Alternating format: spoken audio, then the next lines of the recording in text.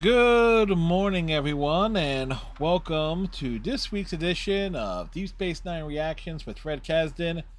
I am, of course, Fred Kasdan. um, Let me at least reveal exactly roughly around what time this is being recorded. Little over 2 hours ago, the Dallas Cowboys just traded Michael Parsons to the Green Bay Packers for um a dude named Clark and two like late round, first round picks. So it's like, how the hell did Jerry Jones mess that up? So enough of the sports talk there, but gotta get that little dig in on the Cowboys. No, obligatory. No? Anyway, what we are doing here is I'm working my way through every single episode of Star Trek Deep Space Nine in broadcast order, thankfully. And I say that because with my Ninja Turtles The Next Mutation reaction videos, those episodes are completely shuffled thanks to how they were put on two separate box sets, and then when those two separate volumes rather, and then when those volumes were combined to form a box set, they never put the episodes back in broadcast order. So makes more sense continuity wise with that, but that we will express that rant more and more as we do the Ninja Turtle stuff on Wednesdays. Anyway, this week I'm gonna be rewatching for the first time in a long time the episode Progress from season one.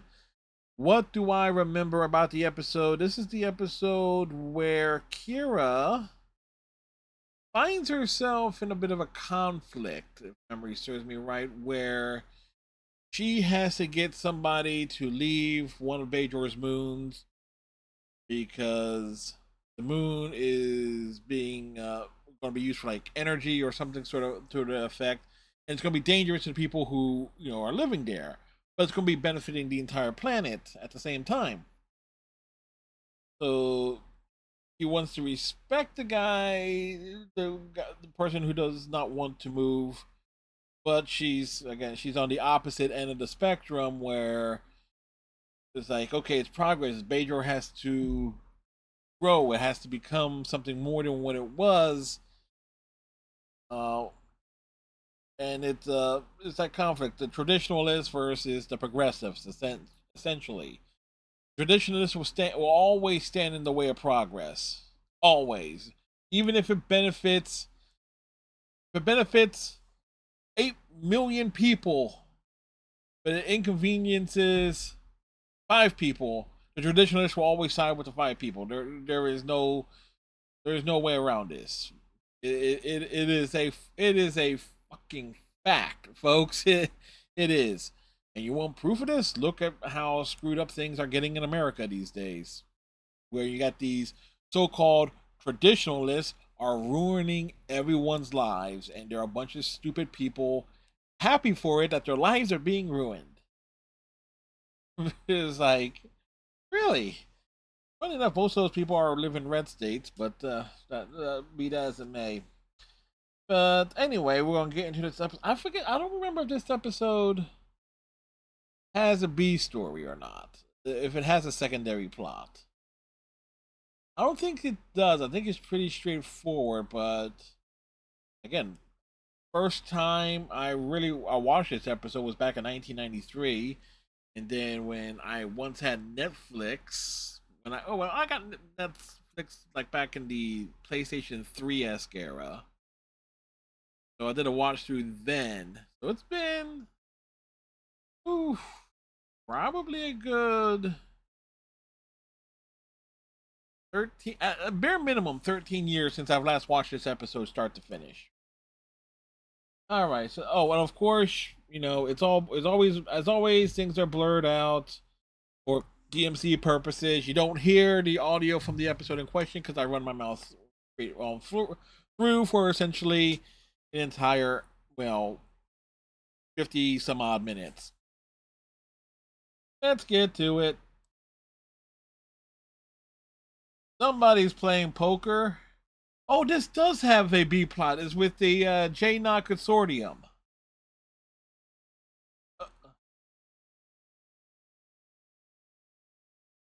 What do you do with 5,000 wrappings of Yamek sauce? You just say it's ketchup. That's all. That's all you do, Quark.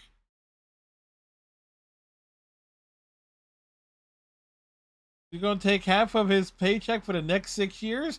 That's rather convenient. It's like right to the end of the series. But so this is a question here as relates to Nog. He will eventually say in the episode Heart of Stone, where Nog indicates that he does not have the lobes for business. But this is him having the lobes for business, seeing an opportunity. 4 or 5 bars, and you gonna split that with Jake. And it's perfect that they're continuing this opportunity twin with Nog, coming off of the storyteller where he was helping. I forget her name. The young village leader, her seeing an opportunity.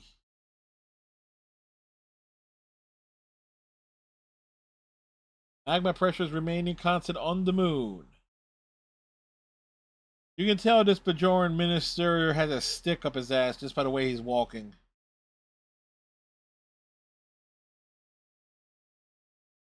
A red light is always blinking. A red light blinking is a good sign to be in standby mode.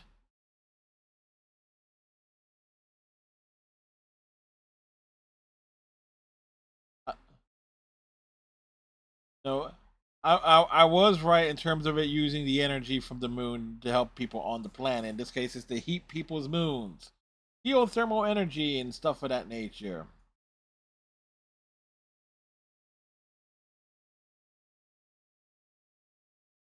Warren invites Dax out for dinner, and Kira can't believe it. Like the look on Kira's face is in disbelief.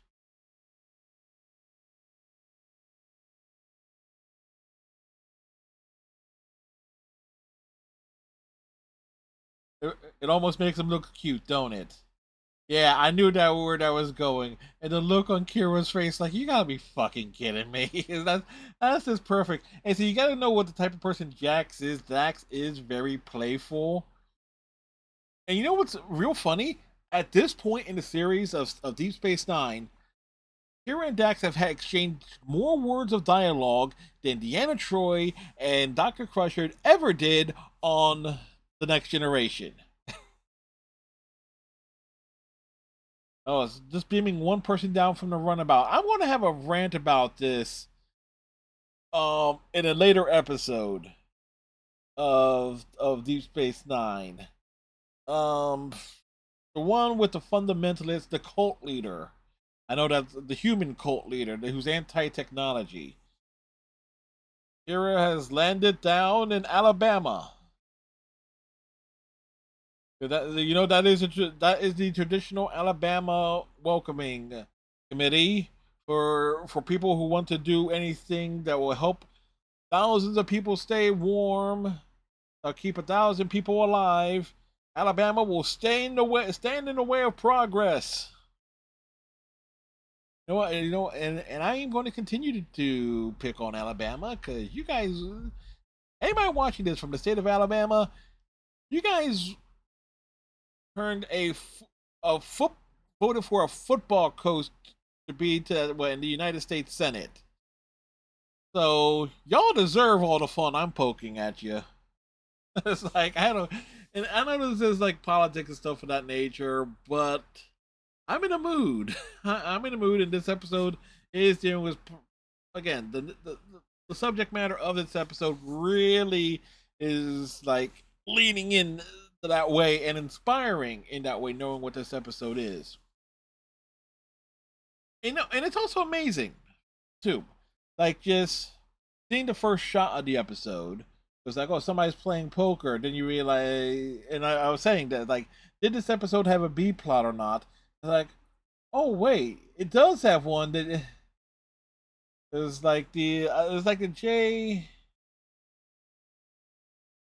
It was like the J on Consortium, J in Consortium, something like that. No, it's no J Consortium. No, or is it J no? One of the others. It's like I know the Jake's the first letter, the letter J of Jake's first name is in the consortium, and I know it's a consortium. I know these bits and pieces, but I can't remember what the official name is. Yeah, you can't blame him for the Bajorans for not liking uniforms, considering it comes with the job.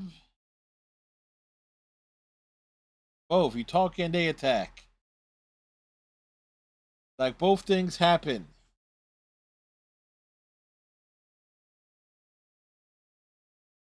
Wait, Kira is not halfway pretty. She is extremely pretty. Come on, with I did. I also noticed something here. There is actually a fundamental similarity in terms of appearance between the Bajoran uniforms and the Kardashian uniforms.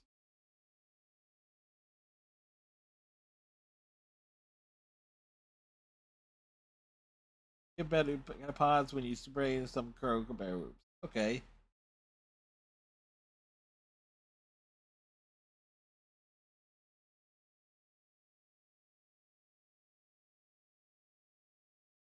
Again, Kira has pretty eyes. Again, I would say this right now. Not a visitor who still looks good for her age these days. What is a very underappreciated beauty. I think a lot of folks will draw more towards Dax, but and Terry Farrell, but because of how tight her uniform was on her. But Kira just has is just straight up cute. I love this guy's makeup. The prosthetics on this guy's headpiece is just outstanding.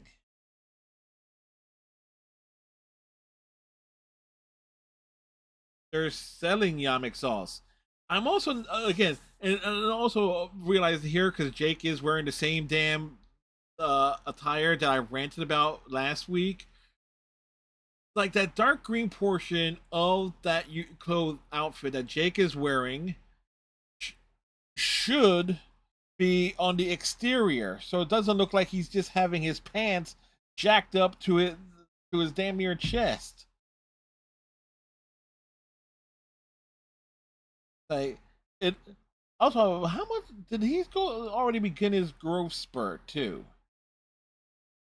And you realize at this point, he is a head like a full like head and a half taller than the Nog at this point. Yes, Nog or Aaron Iceberg is slouching a little bit.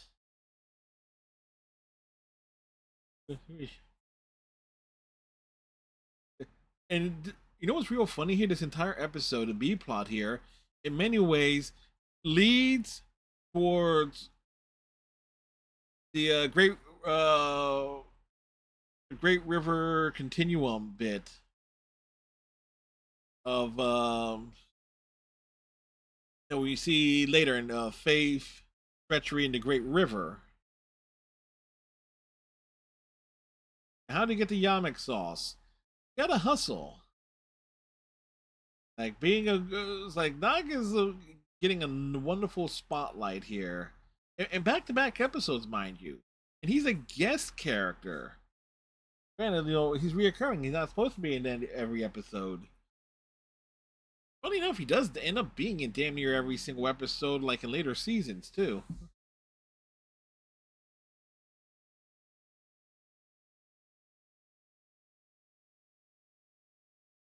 I would say this right now. Those veggies do look good.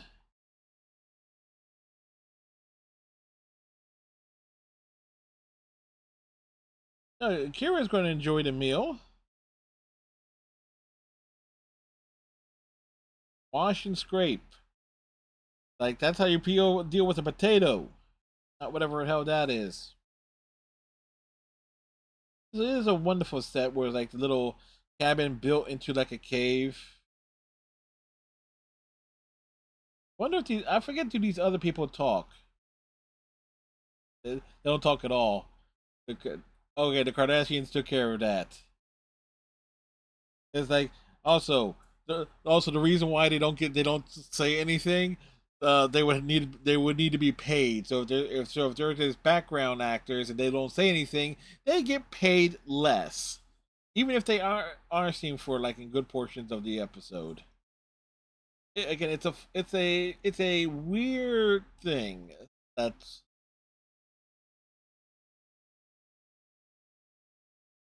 Yes, Kira looks good even from that angle. Yes, she does.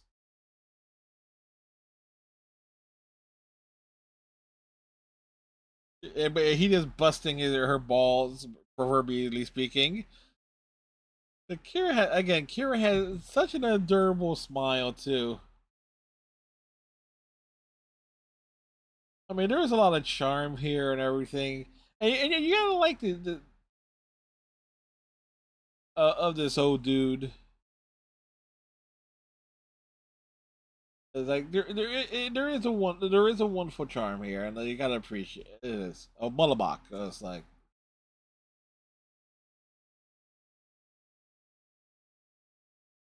take 3 hours to cook. Don't have a microwave, man, or even an air fryer.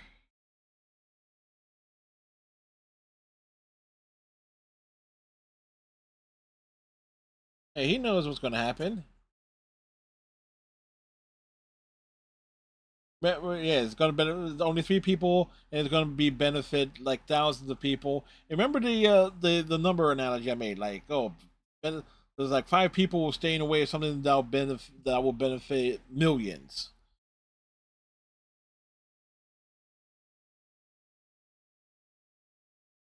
But he's stubborn. He wants to live there.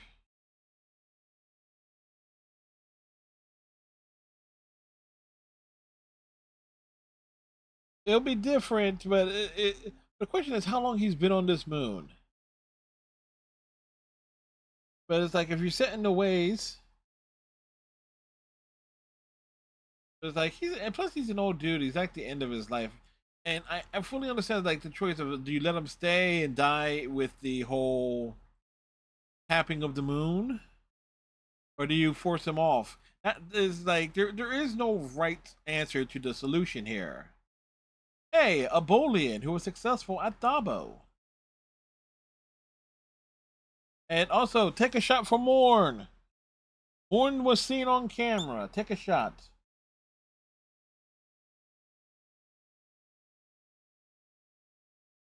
Oh, yeah, don't be like it. Don't worry, Quark. Rom Nog will eventually go off to Starfleet Academy. Which is totally not something Rom would do.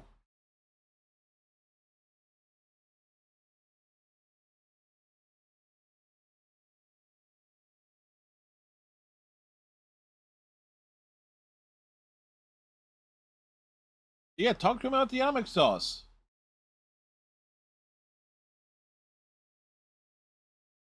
Matter Reclamation Unit. Oh, which is essentially the sewage system. Oh, the Quark telling Nog he's a good boy. It's like mixed messages from Quark there about Nog doing keeping a customer has to be but not charging them for a new drink is a bit of a mix there. But Nog saying like, "Hey, I'm trying to do this." Is like, let's find some room for these beans that are coming in, but there's no room because of the Yamik sauce. You want me to get rid of that? Is like perfect. The perfect setup for Quark to call Nog a good boy.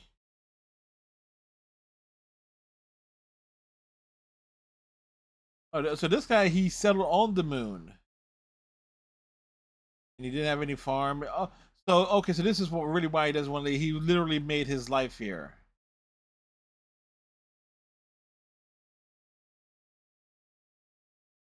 It was mind over matter.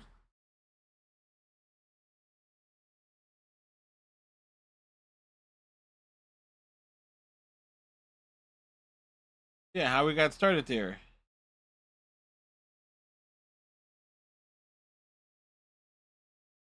Both. It's like everybody is like trying to finding the plot holes in the story.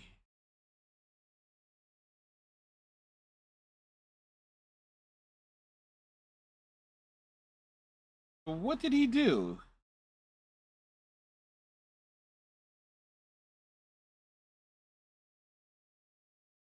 He rolled. He used himself as a plow. He plowed with his hands and fingers.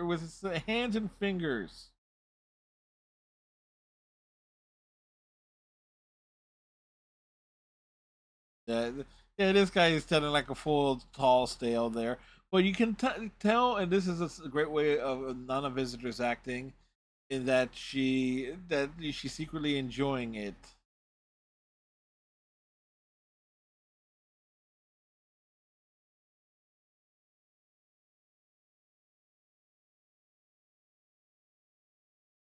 So this guy pretty much not left alone, was not bothered by the Cardassians all that time, or they found no value in the moon.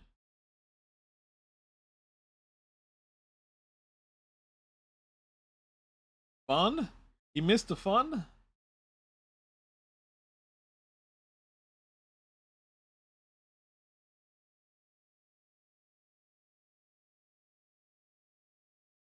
How did they beat them? Because they were stubborn. That's how they beat them. It's like through their stubbornness, and that's essentially what he's doing. And Kira's now on the opposite side. It's like Kira's now, ironically here, Kira's in the position of power, much like what the Kardashians were, with the Bajorans in general being the underdogs, much like Smullabach here. So again, it's a very fascinating tale here that's being told.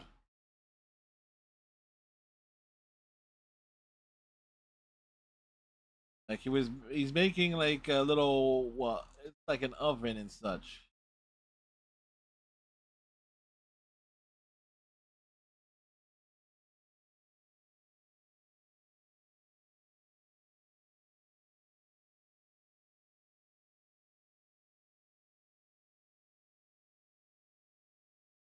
But again, he does not want to surrender what he has.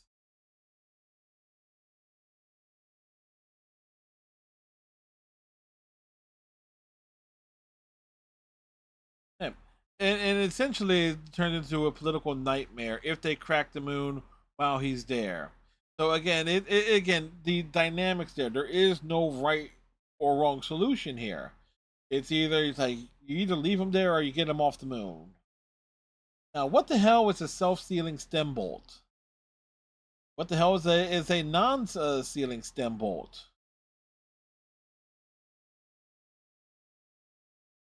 Well, what's the difference?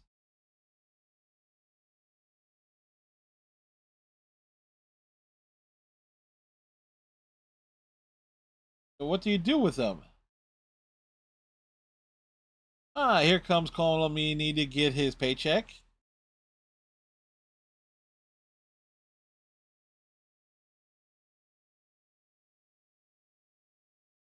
Tell your uncle.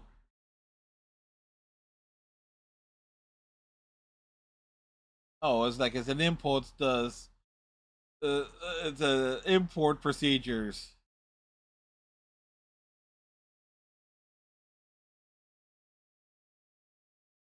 Not of them for a trade because like there's the question: what are they for? Yeah, you're an engineer. He's never used them. Yeah, that's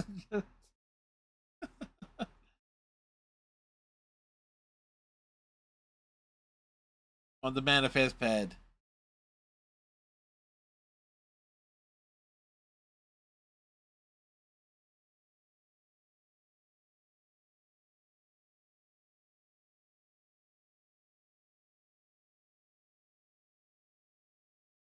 Who could tell him?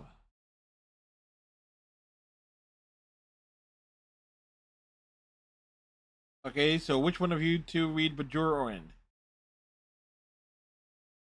Oh, nice little Circo Channel. Somebody will be mad that he has their stand bolts.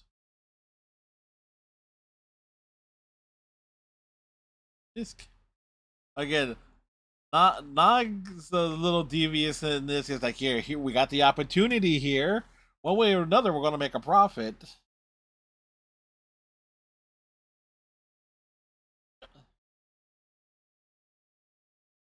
Oh, oh, okay. Kira's not was like asking if Cisco was alone.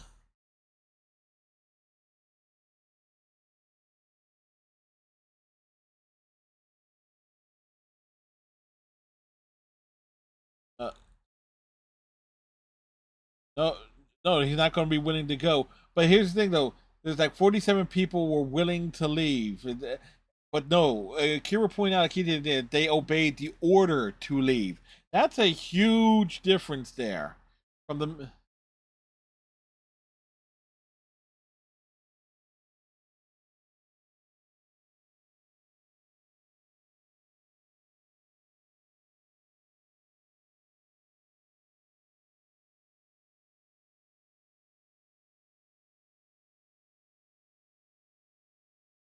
It would take too long.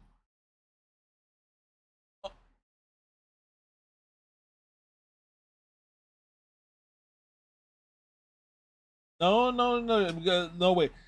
No, Kira said like to act like like the act like Cardassians and bully and and shove people out the way just to get what you need done as quickly as possible. Even though she just pointed out there is an alternate solution, it will take longer, a year longer. But in the meantime, they got the Federation, they got the could supply blankets and heating units and other things to help get people through the damn winter. I get it. Bajor wants to be self-sufficient here,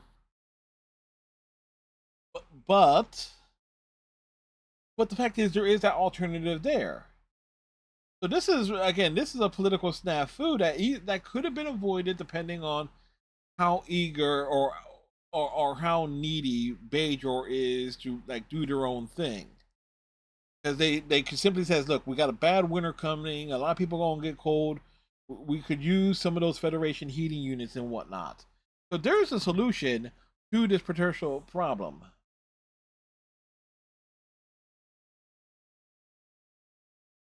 I do like the fact that that Kira's uniform has the holster like attached to that belt that the belt piece. No, it's not really to the belt piece. It's a bit below it, like, but almost like it's a Velcro attachment there. It is also funny on like in Star Trek Online that if you wear a Bajoran uniform in that game, the phasers, like hand phaser stuff, are holstered to the side and like they're just attached to the side, like without a proper like holster to hold it in.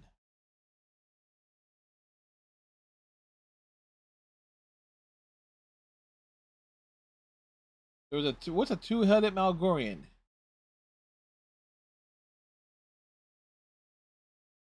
Guy has stories. He's stubborn. He's not gonna go willingly.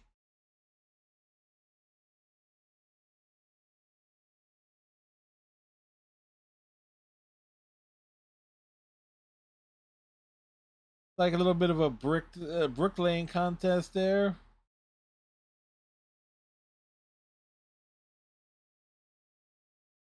Like he's just totally ignoring him, her. So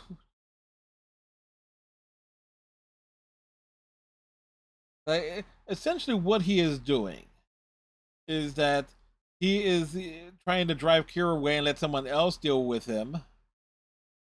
Oh, dude got stabbed, and Malabak just he's just choking this young dude out, and a face shot to the chest. Like essentially, this is what he was trying to force outright to happen.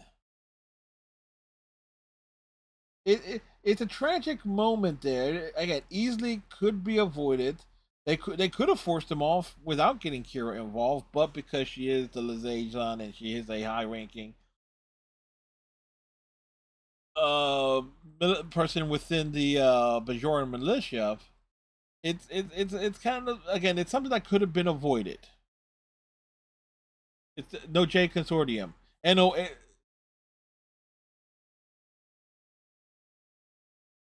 yes, we have your stem bolts.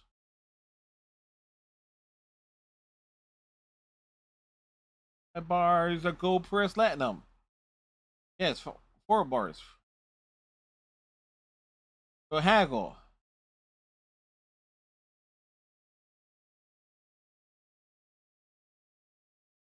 Bar of latinum.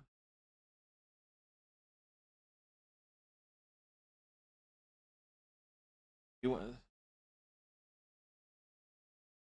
Yeah, what, a piece of land? Land is very good.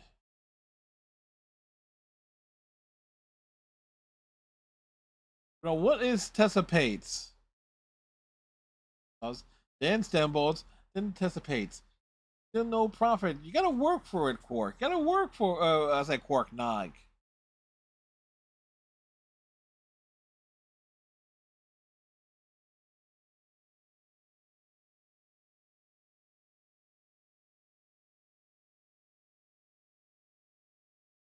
There's some excitement there. Like, land, dirt, whatever. You can trust me. If I could, I would sell the yard portion around my house off. Believe me, I totally would. A phaser blast actually punctured something in his chest, which is kind of maybe like the impact of it. It goes through, which is kind of unusual. Although we have seen no, I take this back. We have seen phasers actually go through certain people at times, depending on their setting and whatnot. That's an interesting door too.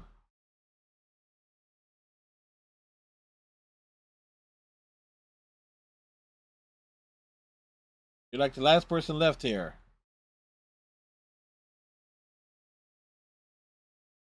He does not want to move. You cannot move him. If he's not willing to move, Bashir is not going to move him anyway. Kira is not thrilled with how things have gone. Yeah, we are not surprised. No, you're not going to do no such thing, Bashir.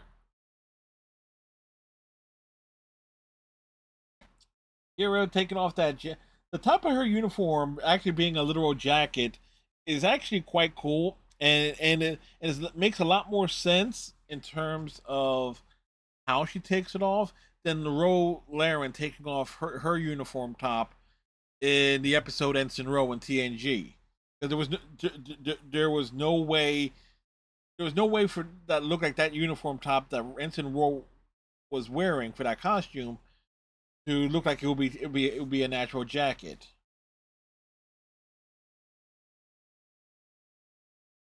Make it true, Bashir. Yeah, I like. I've advised Major Kira remain on Gerardo for humanitarian reasons. How long? Okay, for the next day or two, sir. Yeah. Oh yeah, thanks, Doctor. It's like, okay, you go back to Emissary here. Cisco is a hustler. He will get things done one way or another. He will compromise. He was like, okay, he will go around the rules several ways to get things done.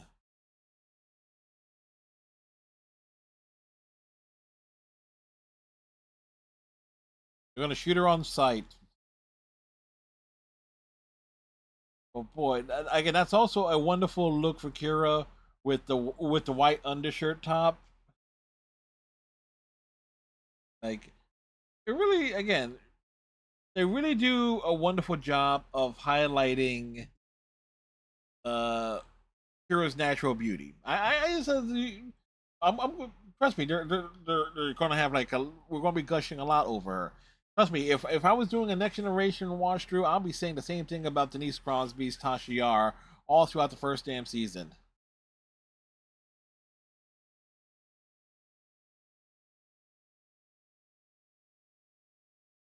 Big, selfish, annoying. Old tree. Yeah, she's comparing him to this tree that was out the window.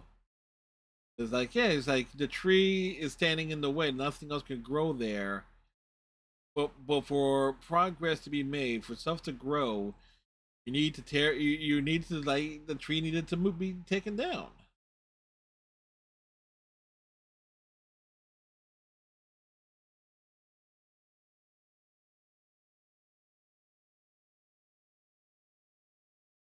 Oh, it's a very good idea. Either I'm coming down or you're coming up. Either way, we're going to have a conversation.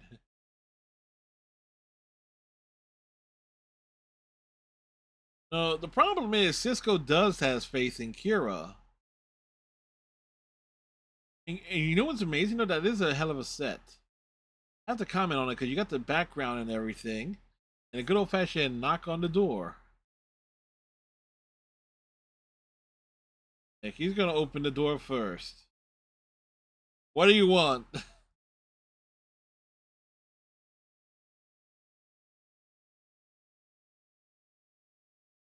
It's like a grandfather answering the door. Like a 40 or 50? It won't come to that. It's not that bad.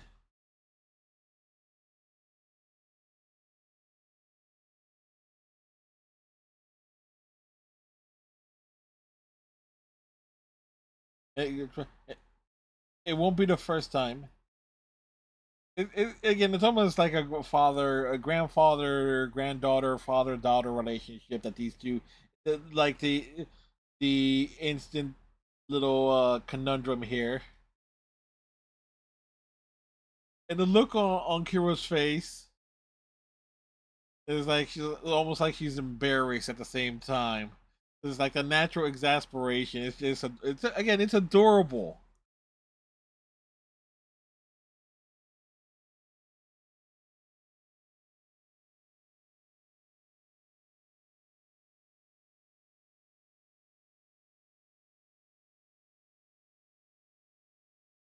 Yeah, like he doesn't want to hire someone else for the job.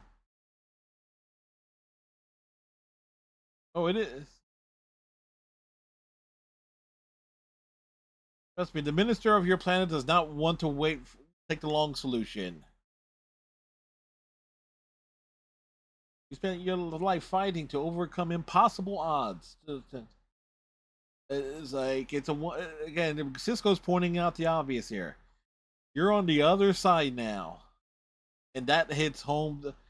And the way she turns and looks, and she's looking up at him, like you can almost see like her eyes watering up there, like like how torn she is. That she doesn't like being in this position, but she knows it's what Bajor as a whole needs.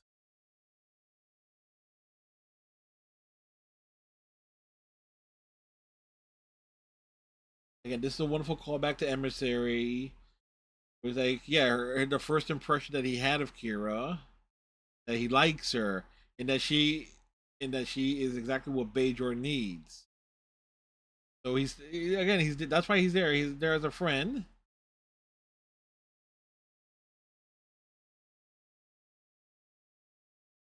Kira does have a choice here: her career, or her future, or this guy's or path. So the Mollabak's fate is already decided one way or another. Kira's fate isn't, and so this is like the push Kira needs, like to make the firm choice. And you can tell it's totally eating her up inside. Again, Nana Visitor does not get the credit she deserves for for her acting in this series. I mean, She does, and I go back to say like her performance in Battle Lines. People berate that her performance in that as a bad performance. I wholeheartedly disagree because unlike Marina Sirtis and Gates McFadden, Marina Nana Visitor knows how to let the emotion out and hold the emotion in. She is not flat faced as the way as compared to them. When they have to, Terry Farrell doesn't.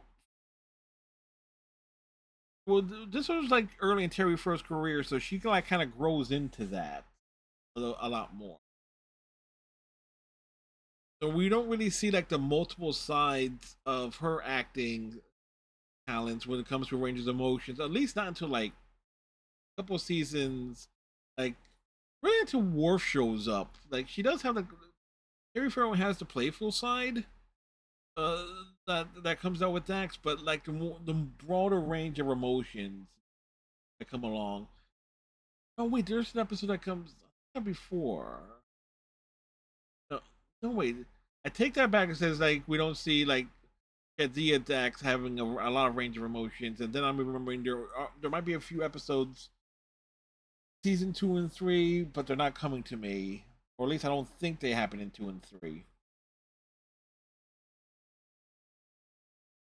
Getting back to this scene here is like Hero just attending to Mullabach here. That's a wonderful.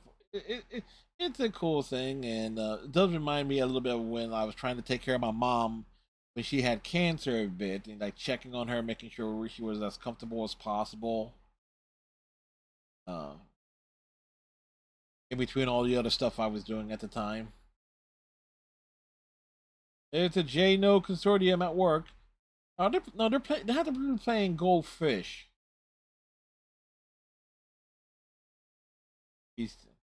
What to do with the land?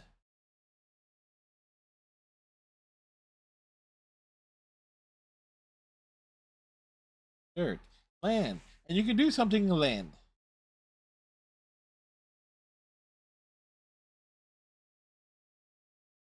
Oh,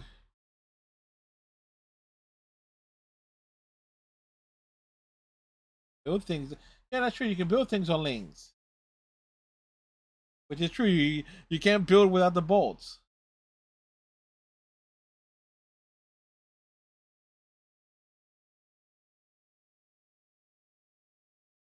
No J Consortium. Quark has never heard of it.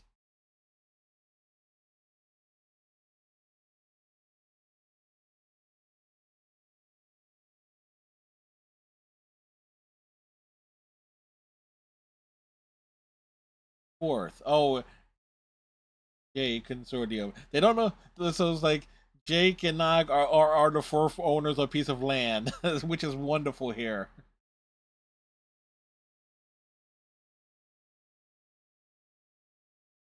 Morn! Take a shot for Morn.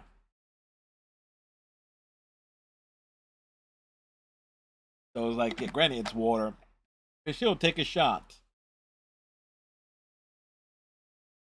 Quark, Quark not being involved actually amazes Quark more than it does Ordo. The fact that Odo brought it to Quark's attention is interesting in and of itself. It's like it is put Quark on the trail. It's like, okay, who is this No J Consortium? How do we find out about him? And and we always remember that Quark has higher security access than Odo does. So he can like access those things from his terminal here in the bar. Quark. Quark. Yeah, and you might want to listen to Nog Quark. A business opportunity, and it will only cost you 5 bars of gold pressed platinum. When he says no, no J is like, and he's just putting it as Nog, and then I was thought for years that he says no. And it's like, yeah, okay, okay. He puts it together when he says, "No, Jay, no, Jay." That's actually a wonderful little bit there for the plot. I don't want to say wonderful stuff a lot, don't I? Ah, hell with it. It's my YouTube channel. It's my commentary. I can do what I want here. I'm basically talking to myself, talking to you, talking to myself, talking to you, talking to myself. He's still working on that oven, but Kira has a decision to make or an action to do. And we see her zipping up her tunic uniform. Now we see her like going into the motion of putting it on. No, we don't see her really doing it up. Uh, yeah, taking care of your sleep all day because I was taking care of you, man. What do you expect?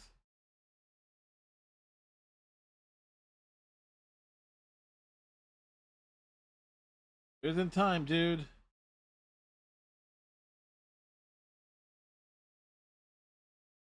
Oh yeah, she's leaving.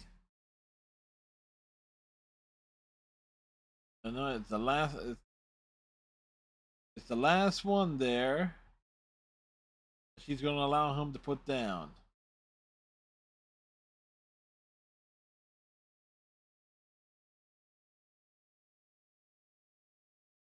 Well, yep. You finished the last project you're going to work on here.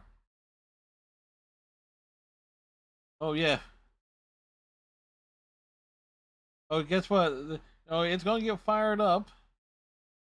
The Kira going back into the little house, which actually is a cool looking structure.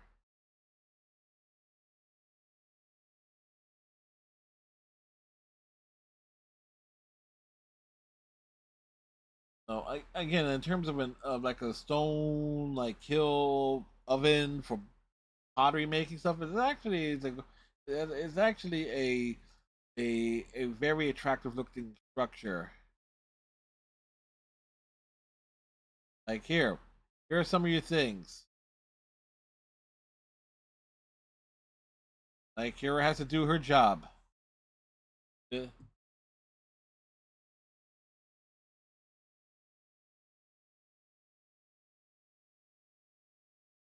Well, okay, you just as long as that cottage is standing, and boom. Well, you told her what the conditions of you standing, staying were. It was like that. Essentially, that was what she was in a way what she needed to hear. As long as the cottage is standing, he's going to stay. Well, if the cottage is no longer standing, well, you're not going to stay then.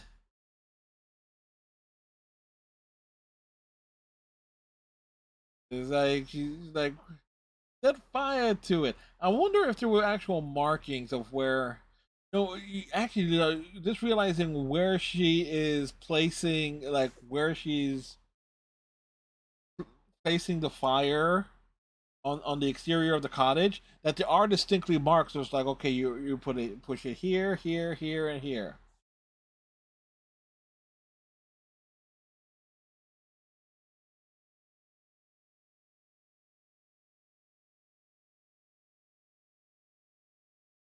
Hey, you're my friend. Like, yeah, use that weapon on him. He's not gonna do that. He's not gonna kill you.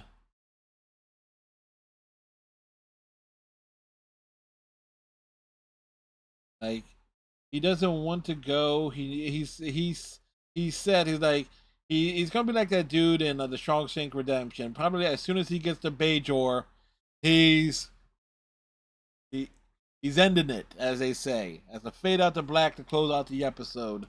Obviously a standout episode for Kira. There is there is no question about that. It put her on the conflict of, and again, how far her character has evolved in less than a season. Because you have the couple of the key scenes in this episode.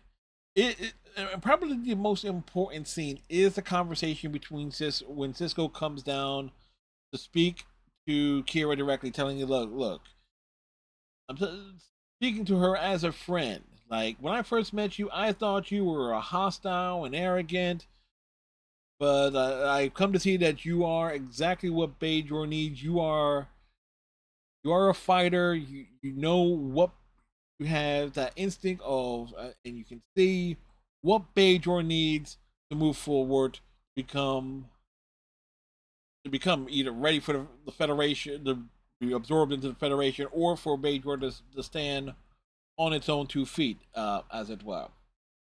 So, and that entire scene essentially gives Kira like the perspective, like, yeah, she's on other side of what she was fighting for. She was the underdog. Now she's on top, and now she's in the uncomfortable position of having to do the tough choices. For the thing that actually benefit the people, or to appease one stubborn person. Now, with that said, the fact that in this episode there is a scene in Cisco's office where they bring up the fact there is an alternate way to get energy from the moon to the people of Bajor. It's just going to take longer. I believe that because the Bajorians are very stubborn people, and there's a lot of them that don't want to rely on the Federation for any damn thing. Like, there is like, okay, we could ask the Federation for like some blankets and heating units and things of nature, as I was talking about, but they don't want to use that. They want this energy now. They want this up and ready to go as soon as possible, right? So you have all of this. So you there was an alternate plan. It's just like it's not as fast. So that's something I don't think a lot of people pick up on when they talk about this episode. Is like what the actual little plot elements are. What are the little details that get trickled in along the way? They focus in. A lot of folks will focus in on Kira and Mullabach quickly building relationship and the banter back and forth and everything, but they will overlook like the little details, even though they are important details. But there's stuff there that actually put you into the mindset of not just Kira and Mullabach, but also the Bajoran government. So, in and of itself, and that minister dude, the Jake and Nog B plot, uh, with the trading. Okay, we get the Yamak sauce, we get the stem bolts, we got the stem bolts, then we get the land. We get the land, profit. Um, that entire like trade along system is something that will come back around again eventually, in like the B plot for faith, treachery, and the Great River, with the entire thing that Nog does in terms like O'Brien needs a stabilizer, but to get it, Nog has to get Cisco's desk off to a guy named Al Lorenzo, who takes a once takes a photo of it, and it's going to get like a phase coil or something or other, and it's all everything, bunch of trades being made just to get the what O'Brien needs, so Cisco doesn't stick a self-sealing stem bolt up his rear sideways. So so this is a B plot that comes back around in a much more memorable way later in the series. Granted, I remembered it as soon as I saw the opening scene. It was like what the B plot was, because I do have that type of memory. But it's interesting of how that comes around with season 1 to like season 7. I still have that same criticism regarding that green turquoise ensemble that Jake was wearing. Like that dark green upper portion of it should have been pulled down over the pants portion. So this way it will look kind of normal. It will still look odd color wise, but it will look fairly normal looking. There will be a lot more, but again, that's just me. Um, you get we get the wonderful scene with Kira and Dax in the runabout, and again, let's also keep in mind here that again, Kira and Dax exchange more words, have exchanged more lines of dialogue at this point of Deep Space Nine than Troy and Dr. Crusher did over the course of all 7 seasons of The Next Generation. Oh, all 7 seasons plus the 4 movies, plus Picard season 3. It's like that's an interesting, that's a pretty damn interesting thing to consider there. It's like how much of a dialogue exchange takes place between Dax and Hero. Uh, Funny scene with O'Brien in the cargo bay with Jake and Og over the stem bolts. And also, I love like Quark's realization, like Jay, no, wait a second, no Jay, no Jay, it's like, and he's like he is him Quark putting it together there when it's brought to when the whole no J consortium like doing a business deal without involving him is brought to his attention, and then when the subtle hint like, yeah, it's like we got a business opportunity for you, Uncle. All it would take us just 5 bars of gold for us platinum, and Quark is instantly putting the details together. It is kind of that is a funny way to wrap that little side scene up, and it's also interesting here, like Quark's attitude towards not hanging out with Jake. Because it is also quite fast. He's not as uptight about it or as one would assume, but assuming in many ways that he doesn't really have a problem with it, because hey, Jake is the station commander's son, and maybe he can get maybe certain things that can be overlooked just because of that relationship there. All in all, a really good episode that does wonderful things in terms of building up Jake and Nog's friendship and give them stuff to do as characters in back-to-back episodes, nonetheless. And then you have Kira's moments with Kira shining in another episode. I should have checked before I turned off, closed out the VLC player, what the next episode was. Off the top of my head, I can't remember it what the next episode was, but it will certainly come to me when I record next week's episode. Anyway, like, comment, subscribe. Definitely comment on your thoughts on the episode. Uh, on it, and we tighten your friendship bracelet, stay safe.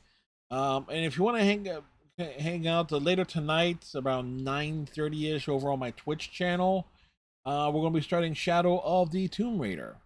And also, we got Batman Arkham Asylum on tomorrow night on Saturday at 5. And then also on Wednesdays,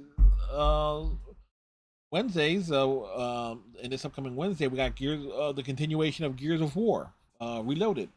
So, anyway, y'all know I stream 7 nights a week over on Twitch. Anyway, we'll wrap this up here. We'll catch you next time. See ya, folks.